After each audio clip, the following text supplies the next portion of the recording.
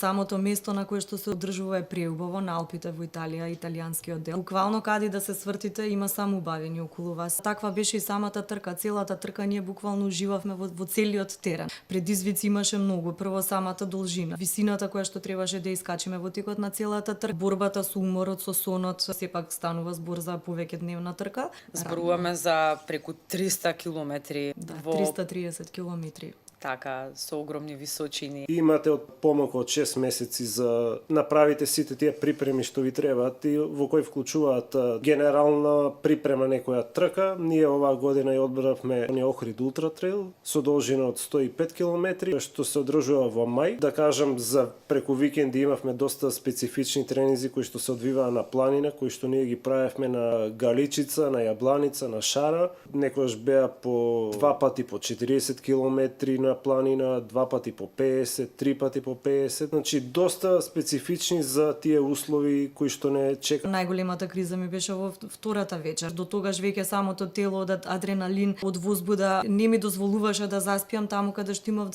испланирано да заспиам. Има групи на физиотерапевти, на масери, значи врвни професионалци. Најверојатно со години се таму и знаат за какви повреди се работи, може да ве направат повторно да продолжите. Значи тоа ми беше најголем предизвик со повредите. Здраво и добре дојдовте во уште еден Сител подкаст со мене Мими. Денеска во моето студио се гости кои што не се плашат од невозможното, односно од предизвиците, ниту од најголемите височини. Денеска се тука Катерина Шиповиќ и Жикица се извинувам Ивановски, меѓу најуспешните или најуспешни во нашата држава со своите достигнувања. Добро дојдовте. Добро ве најдовме, благодарам на поканата. Би сакала да почнеме од самите почетоци, па ќе продолжиме кон сите ваши достигнувања кои што ги направивте во последниот период. Катерина, може ли да почнеме со тебе? Ајде, да. Љубовта кон трчањето буквално спонтано се роди кај мене. Пред некои си 11-12 години почнав рекреативно да си поттрчнувам чисто за своја душа и малку по малку прерасна, да речам, во едно хоби. Тоа го споменав со оглед на последните подвизи кои што ги имавте, може би и затоа, но сето ова го правите рекреативно, така? Па да речеме рекреативно, да. Вие? Јас со вакво ултрамаратонско трчање имам започнато 2007 година, како еден вид предизвик да се предизвикам себе, да пробам нешто подолго и тоа ми беше и прва таква должина од 103 км на Фрушка гора. И потоа со годините се редеа трки, маратони, ултрамаратони овде кај нас во Србија, во Франција, во Италија и тоа прерасна во ова досега што е нешто најголемо како Тор де Жајанц. Да, ќе зборуваме многу повеќе за тоа бидејќи е врвот во вашите достигнувања. Маратоните се многу популарни, особено во последниот период. Ајде да видиме од почеток што е важно за да се учествува најпрво. Каква физичка подготвеност треба да имате? Што треба да поседувате? Најважно пред се треба да поседуваме љубов кон тоа што го правиме, љубов и голема желба за да го постигнеме тоа што сме си го замислиле, да речам. Потоа многу тренинзи, многу поминато време, да речам, надвор и на планина и на асфалт и каде и да е. Секако внимание на исхрана, буквално на целокупниот начин на живот. Колку тоа ви го дозволува секојдневниот живот? Претпоставувам се занимавате и со други работи, со друга професија. Да. Двајцата имаме, двајцата си имаме редовни работи, си имаме фамилија, така да реално многу е тешко да се одвои време, меѓутоа доколку доволно го сакаш да го правиш тоа што го сакаш, мислам дека се е возможно. Еве Жикица може да додаде исто. Па да, ќе се лишиш од некои работи за да го правиш тоа и тоа не е под некаква присилба. Едноставно, желбата те тера и сакаш да го правиш тоа. Ајде да почнеме од овие маратони тука, Скопскиот маратон. Учествувате на? Да, имам учествувано. Да? Има некој посебен предизвик во сето тоа? Па секоја трка сама по себе си е предизвик и најкратка трка да и од 3 и од 5 километри си носи некој предизвик и не е ни воопшто лесно и на трка и од 5 и од 10 и од 3 километра, бидејќи таму брзините се поголеми, припремите се поразлични, така да нема да кажам за некоја трка дека е лесна или мала, секоја трка си е своја и си носи своја тежина. Во кој период се јавува оној поголем предизвик да учествувате на нешто многу поголемо, многу посериозно? Во кој период? Јас уште од првиот момент, да речам, кога имам почнато со трчање, од секогаш ме предизвикувало нешто по-долго, да речам, на некој начин, од тоа што до тогаш го имам остварено. Така да секогаш буквално ме предизвикувале подолги трки и секоја наредна трка ултрамаратонска за која што ќе сум слушнала, сум сакала на некој начин, ми била предизвик да ја достигнам, да успеам да завршам и таа. Би сакале да отвориме темата околу учеството во Италија, кое што се случи сега, рана есен, кое што е навистина нешто огромно за вас и претпоставам ваше најголемо достигнување. Вие сте едни од ретките кои што од нашата држава учествувале на такво нешто. Ајде да почнеме од почеток. Кога свативте дека сте веќе подготвени за да може да учествувате на оваа трка? Ние на некој начин сме постојано во никакви подготовки, само бараме да речам нови предизвици. Со самото тоа што ќе си одредиме некој нов нареден предизвик, почнуваме да се подготвуваме конкретно за тој предизвик, така да со конкретни подготовки, тренинзи и слично. Трката односно идејата за оваа трка дојде некако од прилика пред некој си година дена. Така чисто разговаравме каде би оделе наредно, што би правеле наредно, која од тркиве што ги знаеме, од поголемиве трки во светски размери, што ги знаеме, би сакале да ги видиме, да ги истрчаме. Така некако дојде идејата за оваа трка.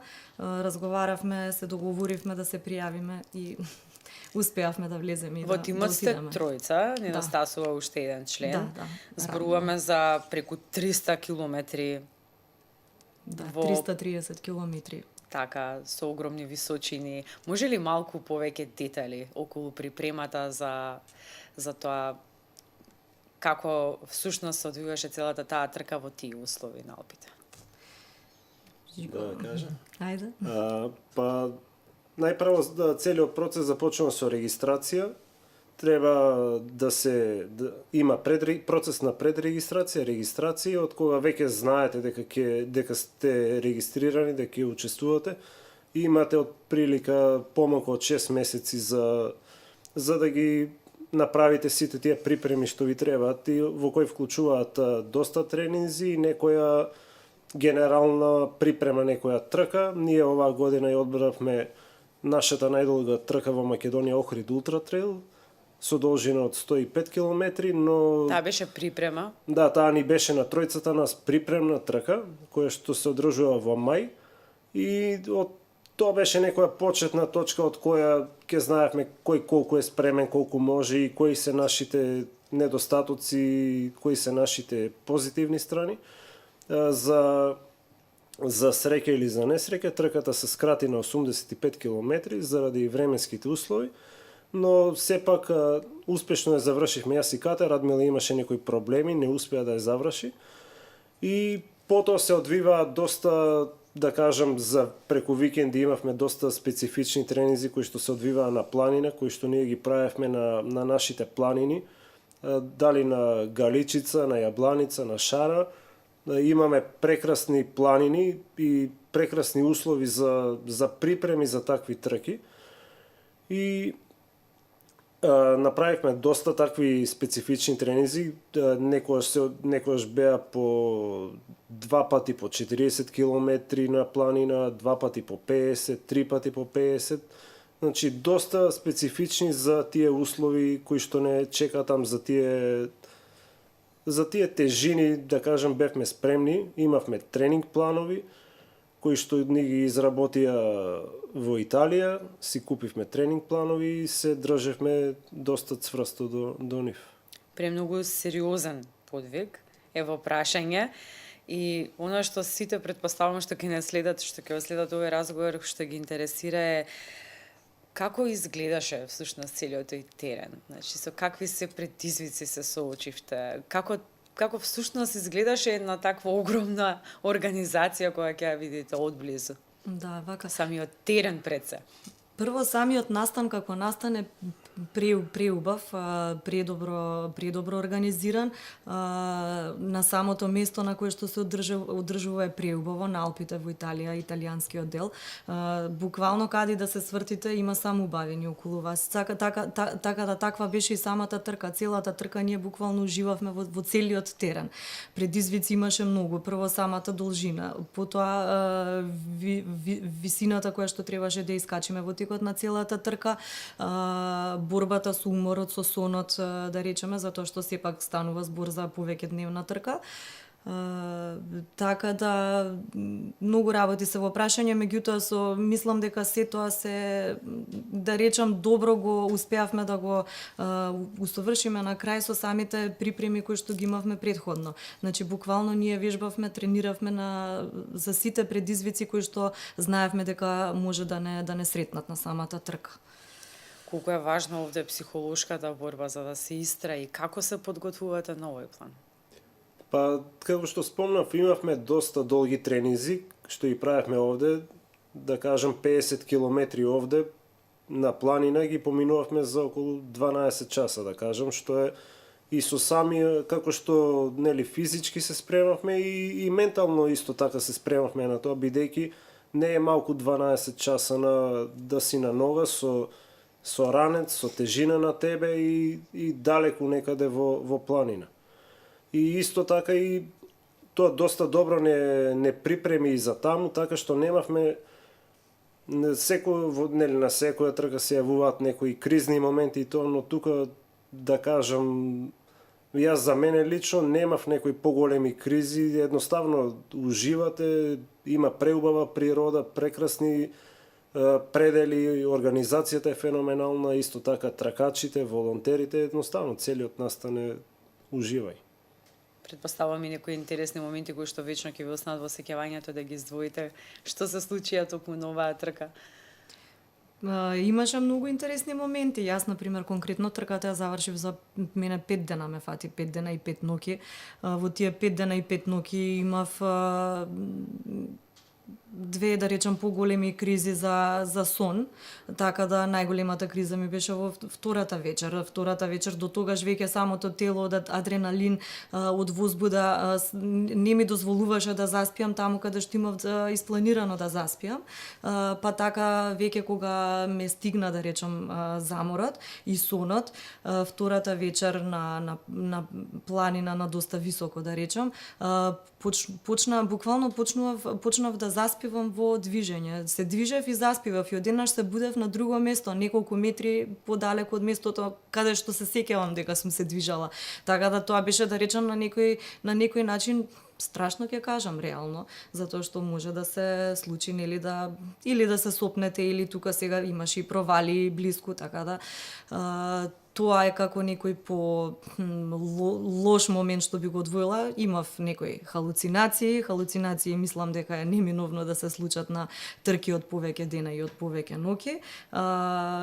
Најкризните моменти ги имав токму тогаш втората вечер. Потоа некако почнав добро да менаџирам се што требаше, и сонот и храната и се, така да понатаму веќе до крајот на трката немав некои несакани ситуации. Интересни моменти имаше во текот на целата трка, буквално секој ден. Нешто што сигурно ве мотивирало, ве храбрало за да продолжите понатаму. Ги спомена и храната и спиењето, се навистина специфични, предпоставувам, и посебни режими на кои што треба да внимавате. Што е тоа конкретно, вака попластично, ако може да доловиме тоа што го конзумирате и тоа кое што ви дава енергија и кое што ве одржува, нели да не потпаднете под нешто од притисоците кои што се насекаде околу вас и самите околности. Конкретно на самата трка. Сега зборуваме така и Да, конкретно на самата трка многу е важно да се конзумира постојано нешто, односно постојано да внесуваме калории, течности цело време.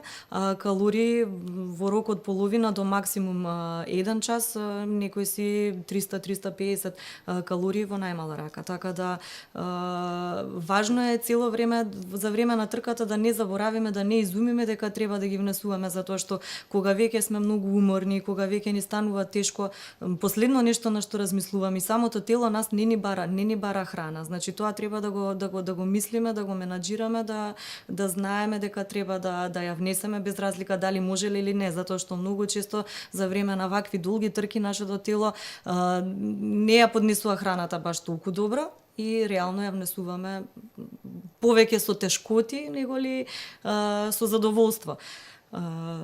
Жикица, кои се твоите најголеми искушенија со кои што се соочи на оваа трка? Најголем предизвик ми беше, значи се здоби со некоја повреда кај левото стапало и тоа ми беше некаде околу 100 километар и нели се плашев дали ќе прогресира во нешто уште посериозно, дали ќе можам да ја завршам понатаму трката.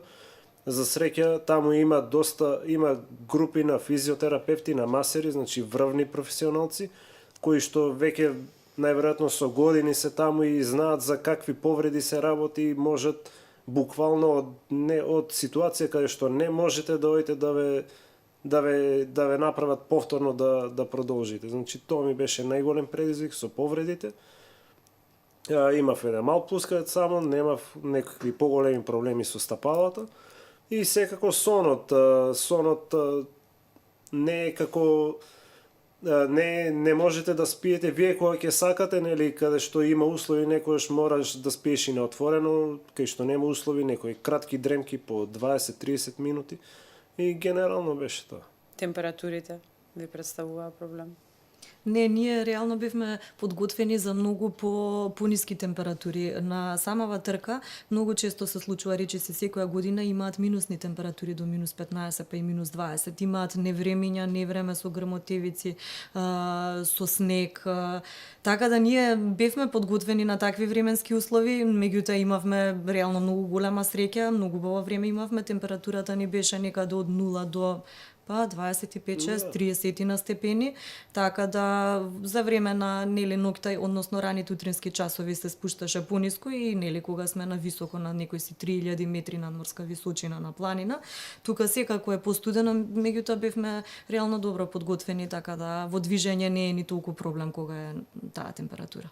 И вака кога ќе ве слушаме, кој е оној навистина најсилниот мотив кој што може човек да го натера да учествува на една од најтешките трки на планетава Земја, без при тоа да има некоја конкретна бенефит, да речеме, осем личната? Личниот, само личниот. Ние, веројатно, и Жикица ќе се служи, ние самите премногу го сакаме тоа, значи преголема љубов имаме кон трчањето и не само кон трчањето, општо кон вакви предизвици. Мислам дека потајно во себе веруваме дека можеме и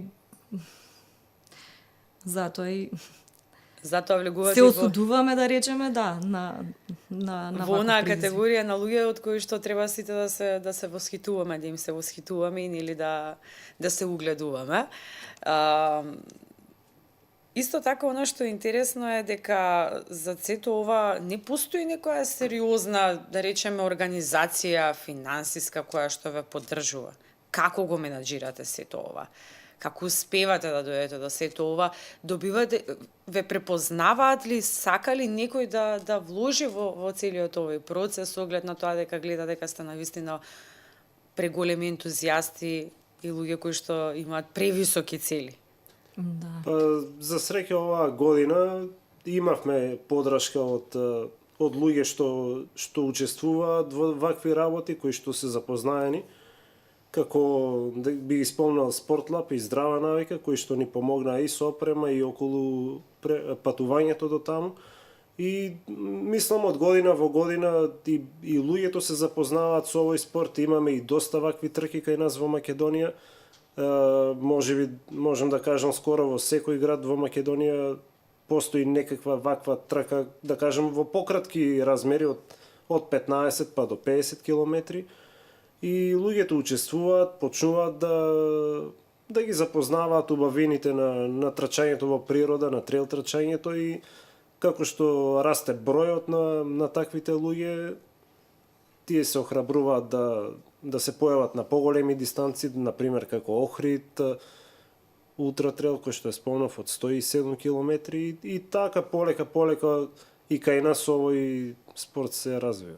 Тоа е едно од најспецифичните или има сепак и некој поголем предизвик за во нашата држава, прашувам од аспект на трките кои што се одржуваат, за кои што сте вие вака посебно горди дека сепак е од нашата држава? Па ние сме членови на Сдруженијето Трекс, кое што се бави со организација на вакви трки, кај што имаме неколку трки, како што е Крали Марково Прилеп, водно матка овде во Скопје, од водно до матка и разни дистанции, почнувајќи од 40 па до 25. Охрид Ултра трейл, ја имаме исто Панкс Бекјард Ултра и Струмина трейл во Штип. Катерина, ти учествуваше и на една легендарна трка која што се одржа во Грција. Дали и ова го бележиш како за свој поголем успех кој што го имаш постигнато? Да, секако да. Тоа заедно со оваа трка би можела да ги ставам на еден начин исто рамниште, затоа што двете трки сами по себе не може да се споредуваат, освен со тоа што имаат голема дистанција едната и другата, меѓутоа двете трки се тотално различни, меѓутоа јас би можела да кажам дека едната и другата би ми била вака на вака кога ќе ги ставам би ми биле ставени на некако на исто рамниште. Потеднакво се чувствуваш горда и за двете, претпоставувам. Да, дефинитивно. Жигица, со кој најголем успех ти би сакал да се пофалиш, еве, со кое твое учество е? Што би издвоил ти како нешто што еве врвот можеби до сега си го достигнал? Па како што испомнав, Охрид Ултра трейл ми беше трчав на правото издание на Охрид Ултра трейл од 107 километри. Секој имам учествувано на некои позначени трки во Франција, како што е кругот околу Монблан, Ултра трейл до Монблан, во должина од 170 километри, значи таму сум бил 3 пати до сега, 2012 заедно со Трајче Панковски, 2014 со Јовица Јованчев и Светлана и 2018 со Игор Јовановски и со Игор Пирковски бевме. И имам исто така учествувано на една исто од најпознатите трки во Европа, Лаваредо Ултра трейл, на италијанските Доломити, таму сум бил 3 пати на различни дистанции од 90 па до 130 километри. Кои се вашите следни предизвици? Имаме ли такви во следниот, во брзо време од сега?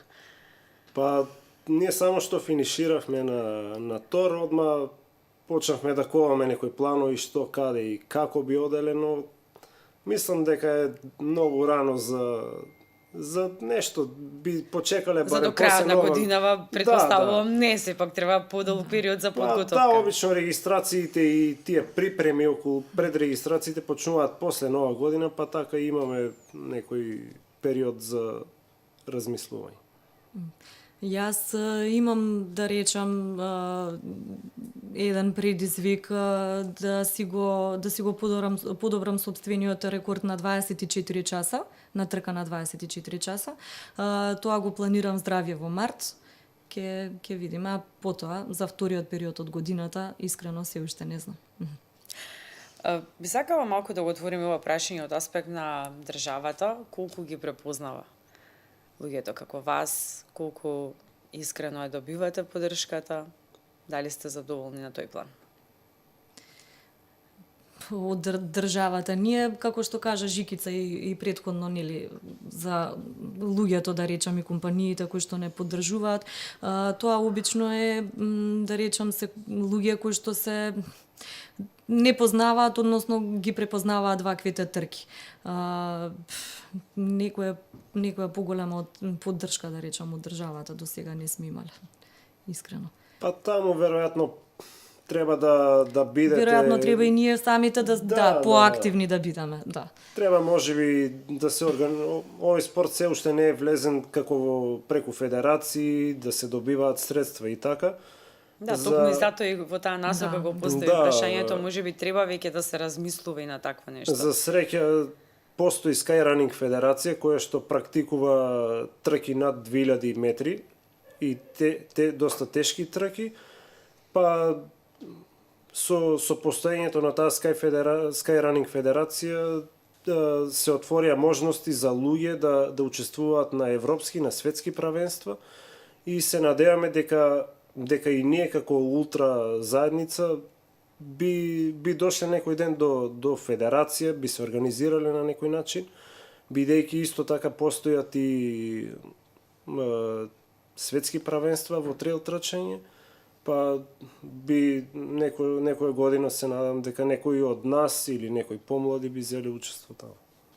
Некако, да, веќе е тренд, како што споменав и на самиот почеток, помеѓу младите, маратонското трчање, па дури и планинското трчање и така натаму, но во однос на ова едноставно нема возрастна граница до која што може нели да се оди или не, битна е подготвеноста на самиот човек, психофизичка, но што би им порачале на сите кои што ќе го следат овој подкаст, на сите млади, како би ги охрабриле и зошто едноставно да се впуштат во една ваква авантура, условно кажано?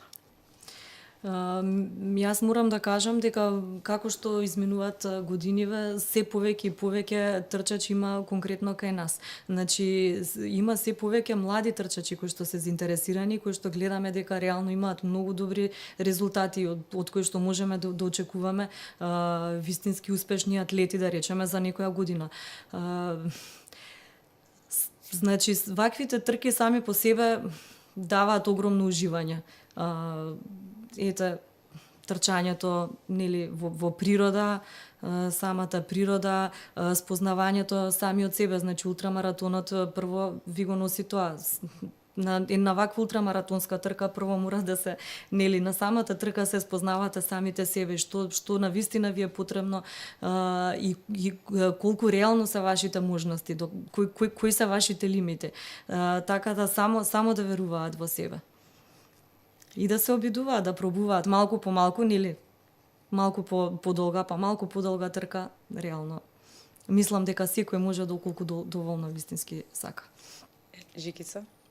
Па да, тоа е да веруваат во себе, да се предизвика, значи секоја дистанца, секоја должина е возможна да се помине, секоја тежина може да се помине ако ја си ја поставите како цел, ако тренирате напорно за тоа, значи не е ништо тешко, можеби е клише, но да, тоа е, треба да се работи на тоа. Да, звучи како клише, но треба да звучи како мотивација, јас мислам пред се.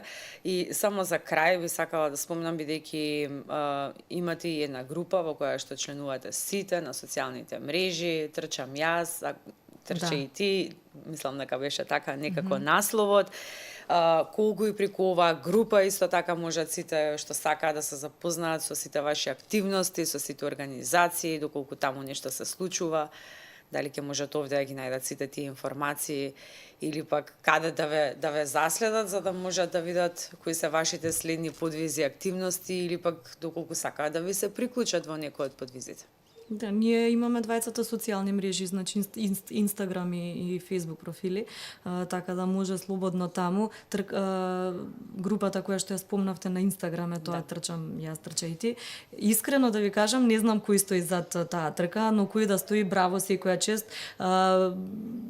Буквално ги објавува сите успеси од тркачкиот свет без разлика на асфалт или се извинуваме трейл трчање.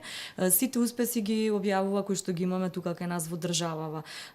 И од помладите, од јуниори, и од повозрастните, и кратки трки, и маратонски, полумаратонски, пократки дистанции до вакви ултрамаратонски, така да многу е добра групата, буквално за сите информации, дефинитивно.